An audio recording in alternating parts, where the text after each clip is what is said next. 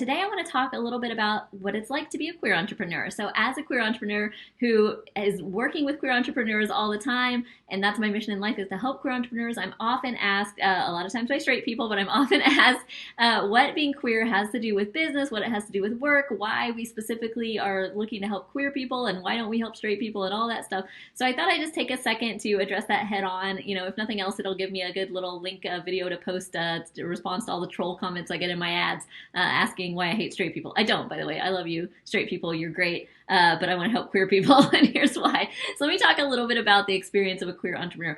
First off, before I get into anything, I would be remiss if I didn't say that queer people are clearly not a monolith. We are all very different. I, as a queer person, have a lot of privilege. So as a bisexual, white, able-bodied, and cis-presenting femme queer person, I have tons of privilege that lots of other queer people do not have. And so when I'm speaking from my own queer experience, I am still speaking from a very privileged lens, and we've got to acknowledge that before we go any further.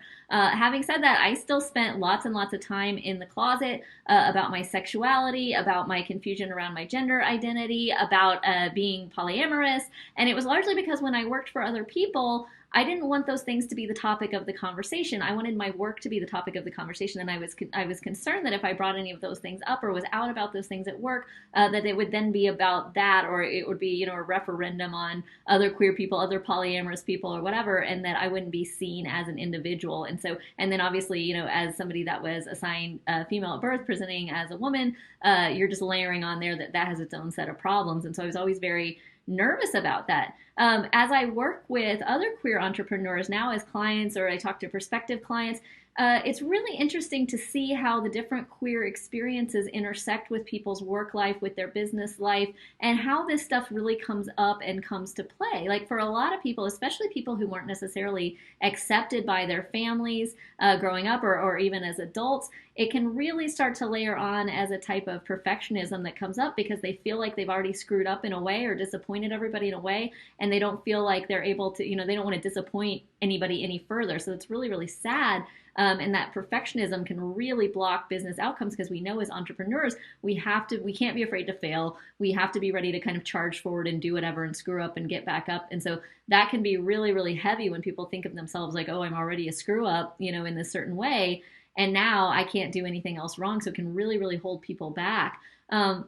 Another way it can often manifest for people, especially people who have had a lot of traumatic experiences in their life as a queer person. So this will often come up with older queer people, or queer people that are at different intersections of privilege. That if you're a person of color and queer, you're disabled and queer, or something like that, you're trans. These things come up where they will start to just feel like there's so much stacked against them that they might as well not even try. And of course, when you can't even find that hope or that inspiration, that excitement, then you're dead in the water. And so it'll intersect that way a lot of times. So when we're coming in and coaching queer people around business, we have to stop and drop and kind of deal with these things first, because these things do manifest and they do layer on the top. And I know that, for the straight people that are asking me like, why does it matter if you're queer? What does that have anything to do with it? Well, it's like, depending on where you're at, you're really starting from way behind, because you're starting with having to deal with things every day that other people don't even think about, right? And so this takes up a mental and a psychological toll, right? And it's just this constant processing of who's going to think of me what way, and what can I say, and what can I say, and do I have to code switch in different situations, or where can I be myself? That's before we even like start the day, where somebody that's like a cishet guy, white guy, like isn't even considering any of that, and is just kind of going about his day and is just fine. And so I don't fault people who don't have that experience for not understanding that, but I'm happy to sit here and explain it to you. I will say, as an entrepreneur myself, I found a ton of freedom in entrepreneurship, because not only could I create the exact type of environment that I wanted to work in, but I could also start to create the environment for other people that felt safe, because I wanted to create an environment where people who are queer, people who are trans, people who are polyamorous, people who are people of color, people who are, disabled, and, whatever, would feel safe to be themselves, to be out, to say what they needed, to bring their diverse perspectives into the conversation. And that has helped me build a stronger business and a stronger team, and it's helped us relate to our clients better. And it's just exciting for me to go to work every day in a place that I want to be.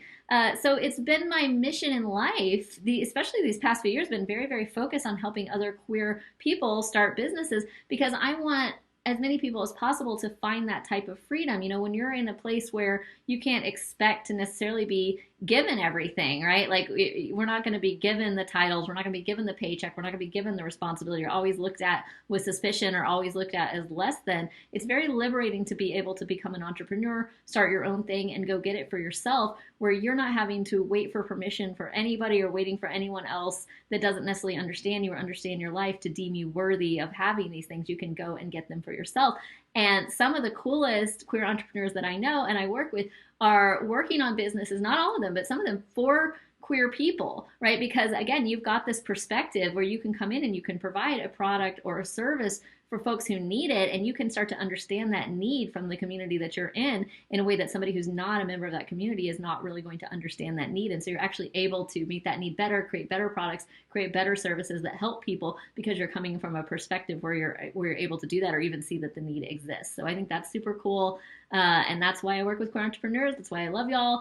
And I always want to talk to you and always want to help any way I can. So listen, if you like this video, go ahead and hit subscribe right here. I come to you a couple of times a week with different business tips. Would love for you to follow along. If there's anything that you want to talk to me about or you want me to address in these videos, please go ahead and post it in the comments, and I will check that out, and I will, get that in the topic list, and we'll address it.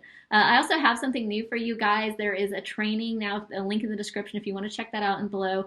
That is just for queer entrepreneurs about how to survive and thrive in these crazy economic times.